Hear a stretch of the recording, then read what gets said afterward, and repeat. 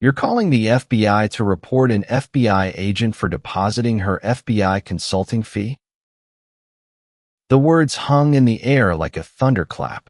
Bank manager Robert Hendricks stood frozen, his phone still pressed to his ear, his face turning white as paper. The woman standing across from him, Dr. Zara Thompson, looked at him with the kind of calm that comes before a storm. Every customer in First National Bank had stopped what they were doing. Phones came out. Cameras started rolling. This was about to become the kind of moment that breaks the internet. If you think you know how this ends, think again. Hit that like button, and let's dive into a story that will shake you to your core. This is what happens when assumptions crash headfirst into reality. This is what happens when someone calls the wrong person's bluff. And this is exactly why stories like this need to be told. Let me take you back to where it all started. A Tuesday morning that began like any other, but ended up changing everything. Dr. Zara Thompson wasn't your average bank customer. At 42, she carried herself with the quiet confidence of someone who had earned every bit of respect she commanded. MIT PhD in computer science. Harvard Law degree. 15 years with the Federal Bureau of Investigation, climbing the ranks to become Senior Supervisory Special Agent for the Cybercrime Task Force. While most people worried about their online banking passwords, Zara was hunting down international cybercriminals who stole millions from American banks. She'd testified before Congress, briefed senators on national security threats, and led raids that shut down criminal enterprises spanning 3 continents. But on this particular Tuesday morning, she just wanted to do something simple, something ordinary, something that should have taken 5 minutes. She wanted to deposit a check. Not just any check, mind you. This was a $47,500 consulting fee from the United States Department of Justice. Payment for her expert testimony in a civil case connected to the largest cybercrime prosecution her district had ever seen. The kind of money that reflected her unique expertise. The kind of expertise that had made her one of the most respected financial crime investigators in the country. Zara had been banking at First National's downtown branch for 15 years. Same building, same account, same routine. She'd deposited checks before, smaller ones, sure, but checks nonetheless. Never once had anyone questioned her. Never once had anyone made her feel like she didn't belong. That was about to change. You see, what Zara didn't know as she walked through those glass doors that morning was that she was about to become the star of the most absurd case of mistaken assumptions you've ever heard. She was about to experience firsthand what millions of Black Americans face every day. The exhausting reality of having to prove you belong in spaces where your presence is questioned before you even open your mouth. The irony would have been funny if it wasn't so devastating. Here was a woman who spent her career protecting banks from fraud, about to be treated like a fraudster. Here was an FBI agent about to have the FBI called on her. Here was someone who had dedicated her life to serving justice, about to become a victim of injustice. But Zara Thompson wasn't just any victim. She was someone who knew her rights, understood the law, and had the credentials to back up every word she was about to say. What happened next would turn a routine banking transaction into a viral moment that sparked conversations across the nation. It would expose the ugly reality of discrimination that persists even in 2024. And it would prove that sometimes, the most powerful moments of justice happen not in courtrooms or police stations, but in the everyday places where dignity should be guaranteed, but too often isn't. Are you ready for this story? Because what you're about to hear will make you question everything you think you know about respect, assumptions, and what it really means to judge someone by the content of their character. The morning sun streamed through the tall windows of First National Bank as Zara walked across the marble floor. Her heels clicked softly against the polished surface. Everything felt normal. Everything looked familiar. At 9:15 a.m. on a Tuesday, the bank was busy but not crowded. A few customers stood in line, conducting their usual business.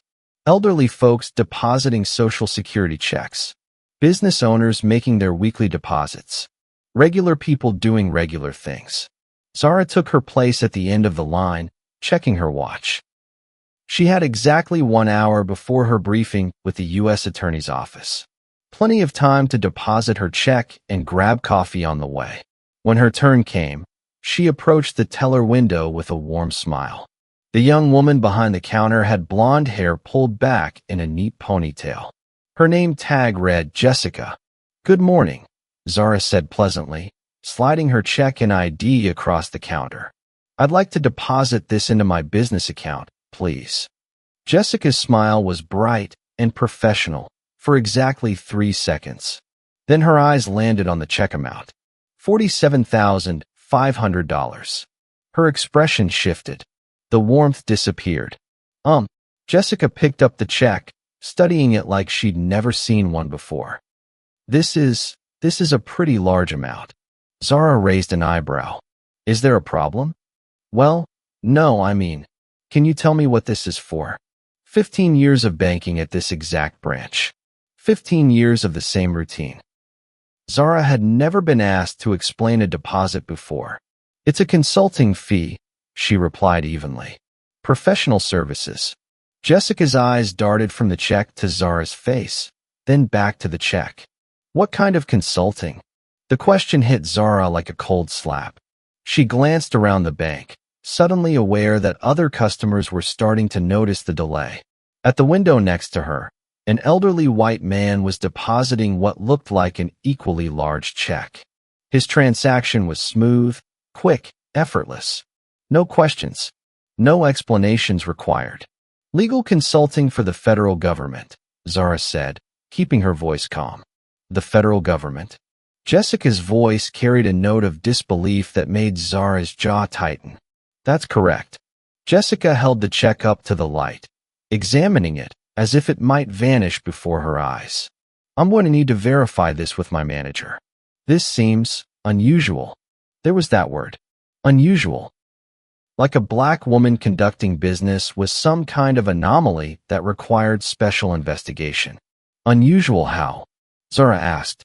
Before Jessica could answer, a thin man in his 50s emerged from an office marked manager. His permanent scowl suggested he'd never met a customer complaint he couldn't make worse. This was Robert Hendricks, and he approached the teller window like he was walking into battle. "What's the issue here?" Hendricks demanded, not even looking at Zara. "This customer wants to deposit a large check from the Department of Justice," Jessica explained, as if she were reporting suspicious criminal activity. Hendricks finally turned his attention to Zara, his eyes scanning her from head to toe with obvious skepticism. He picked up the check, studying it with theatrical suspicion. "Department of Justice," he said slowly. "And you're saying they paid you almost $50,000? "That's exactly what they paid me," Zara replied. "For what exactly?" The question came out sharp and demanding, loud enough that conversations around the bank began to quiet. Other customers were turning to look. Some were pulling out their phones. "Consulting services," Zara said firmly, "which I'm not required to explain to deposit my own check into my own account." Hendricks let out a short laugh that had no humor in it. "Ma'am, do you have any idea how much $50,000 is? The federal government doesn't just hand out that kind of money. Actually, they do. To qualified professionals who provide specialized services. What kind of consulting could possibly be worth this much money?" The hostility in his voice was unmistakable now. Every word dripped with doubt and disrespect. Zara felt the familiar weight of having to prove herself in yet another space where her presence was questioned before she even opened her mouth. "I'm a federal agent specializing in financial cybercrime," she said clearly. "I provided expert testimony in a civil case related to a criminal prosecution." Hendricks' eyebrows shot up. "You're claiming to be a federal agent?" "I'm not claiming anything. I'm stating a fact. Ma'am, if you're really a federal agent, you'd have a badge, wouldn't you? I'm going to need to see some additional identification." The bank had gone completely silent. Every customer, every employee, Every security guard was watching this exchange unfold. Phones were out. Cameras were recording. Drop a comment if you've ever faced this kind of treatment. Your voice matters. Because what happened next would prove that discrimination doesn't care about your credentials, your education, or your years of service to your country. Zara stared at Hendricks, her patience wearing thin. I'm not required to show my badge to conduct personal banking. I've provided my driver's license and my bank card. What additional identification do you need? Well, if you're really a federal agent, you should have no problem proving it, Hendricks said, crossing his arms. His voice had risen enough that every conversation in the bank had stopped. I shouldn't have to prove my profession to deposit a legitimate check into my account that I've held for 15 years, Zara replied, her voice steady but firm. Hendricks studied her with cold eyes. Ma'am, this check could be fraudulent. The amount is suspicious, the source is questionable, and frankly, your story doesn't add up. My story? Zara's composure cracked slightly. What exactly about my story doesn't add up? The federal government doesn't pay someone like you this kind of money. The words hit the bank like a bomb going off. Someone like you. For words that revealed everything. For words that stripped away any pretense about policies or procedures or legitimate concerns. Someone like you. The elderly black woman standing 3 customers back gasped audibly. A young mother pulled her children closer.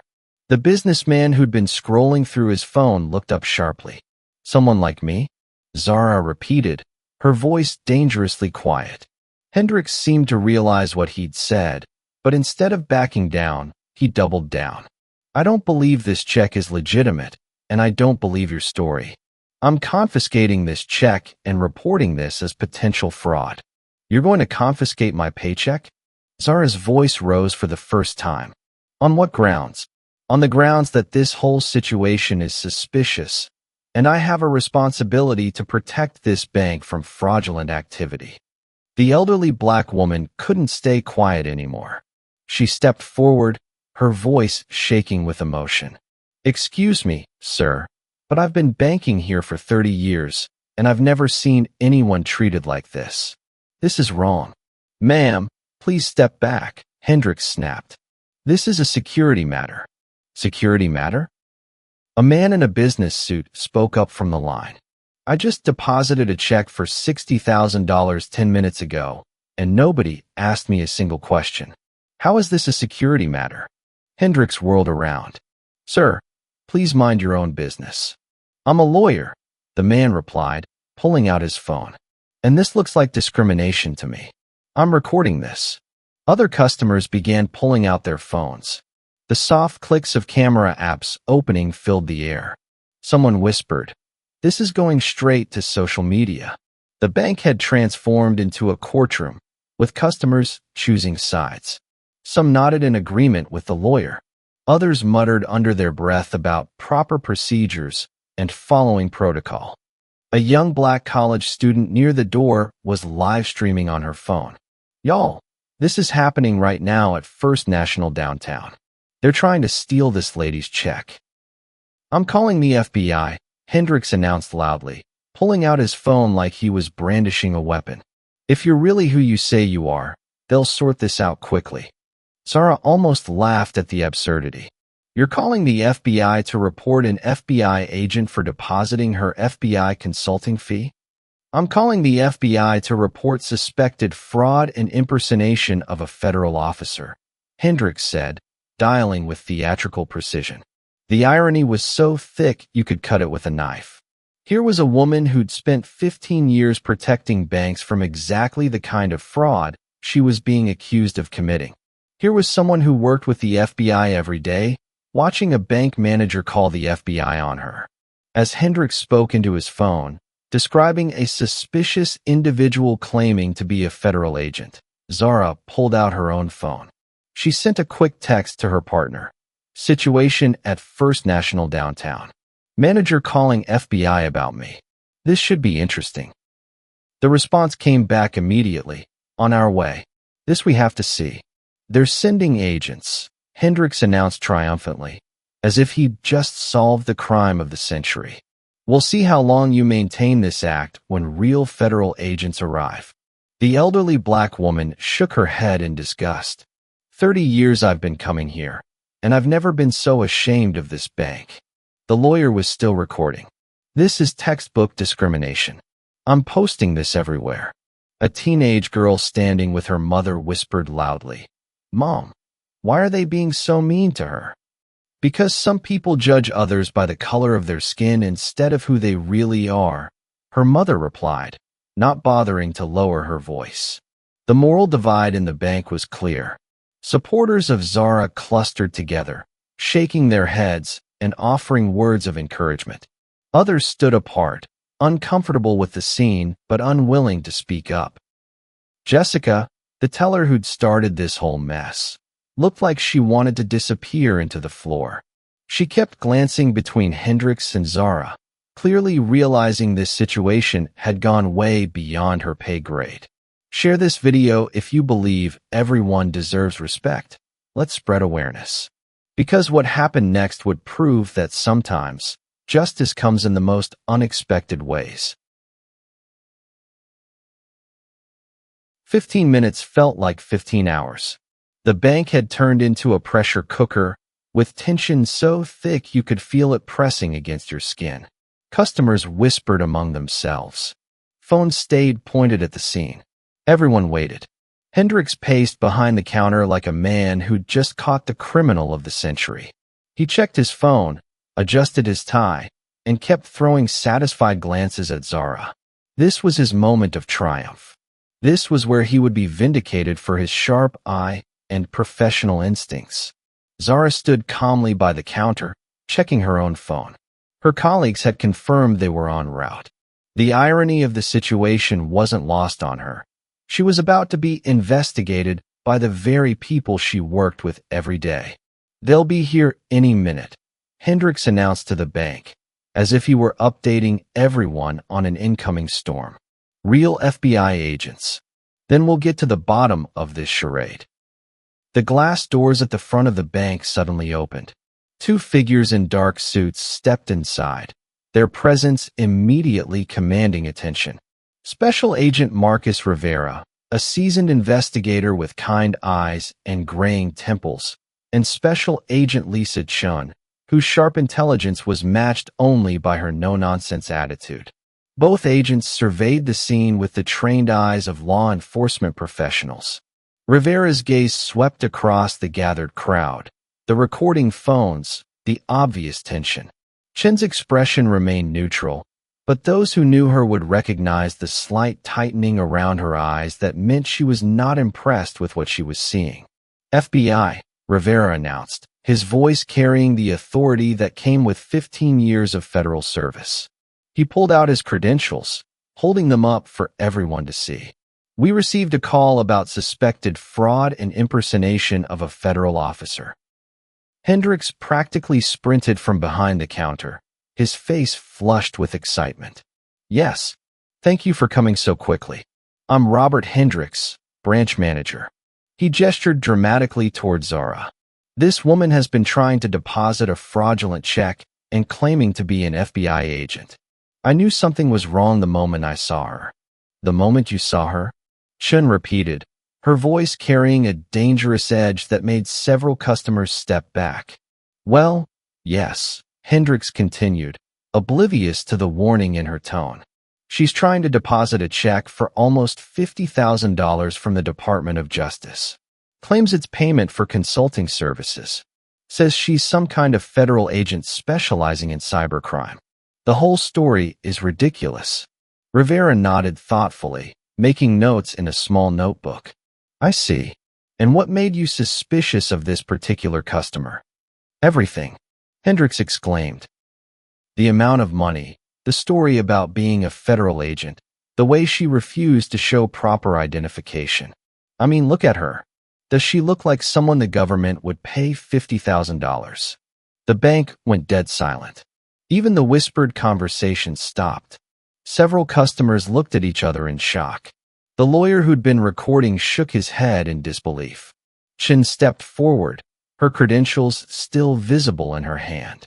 "Sir, are you saying you called the FBI because you don't believe this woman could legitimately work for the federal government?" "I'm saying her story doesn't make sense," Hendricks replied, his confidence starting to waver slightly. "Federal agents don't just walk into banks and—" "Actually, they do," Rivera interrupted. "They walk into banks, grocery stores, gas stations, and every other business in America. Because federal agents are American citizens who need to conduct personal business just like everyone else." Rivera turned toward Zara, and his professional demeanor shifted slightly. "Dr. Thompson, I believe you know these agents?" The moment those words left his mouth, the color drained from Hendricks' face like water down a sink. His eyes went wide. His mouth opened, but no sound came out. "Agent Rivera, Agent Chun," Zara replied with a slight smile.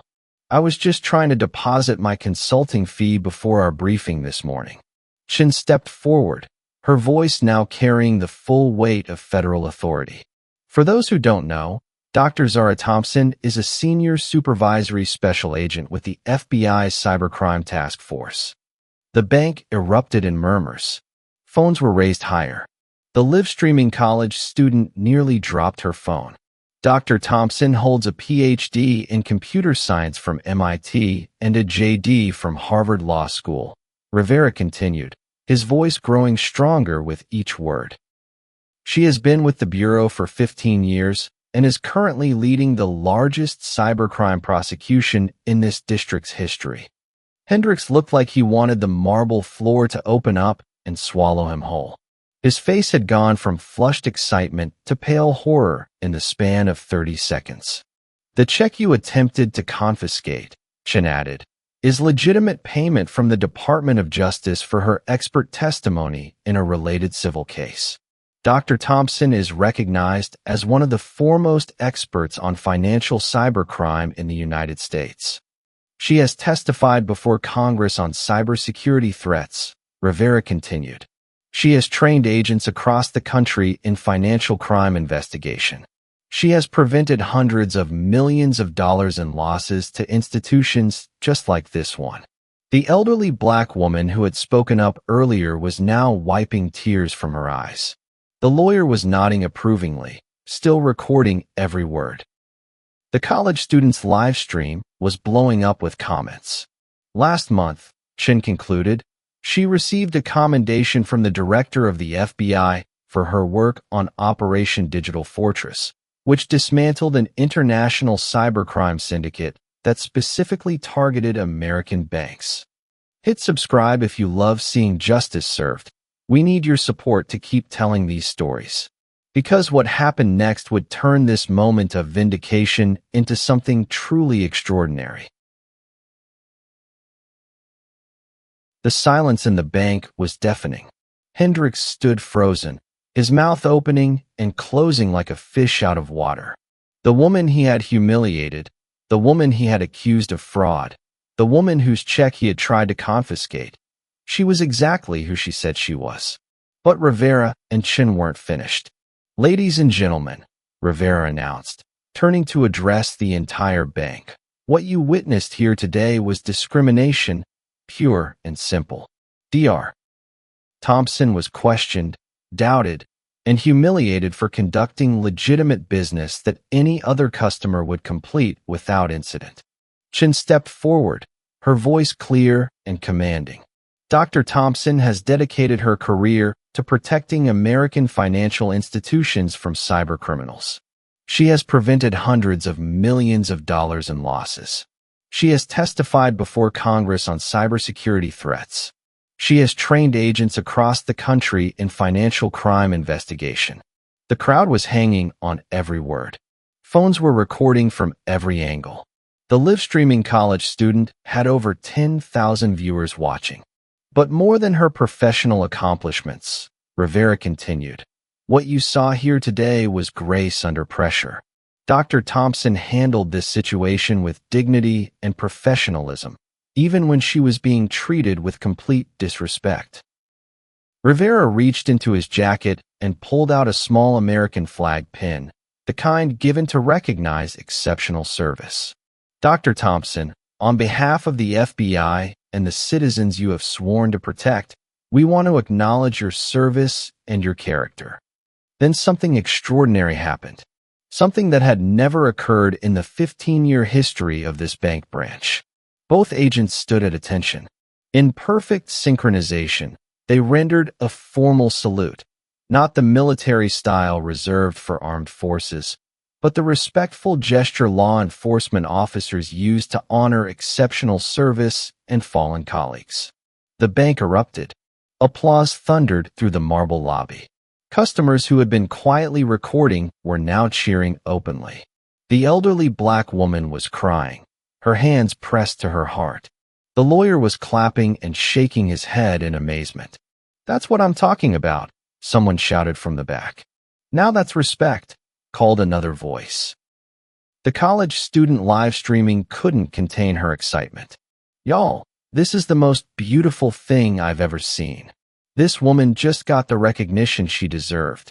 A middle-aged black man who had been silently watching stepped forward. "Ma'am, thank you for your service. What they did to you was wrong, but the way you handled it, that's strength."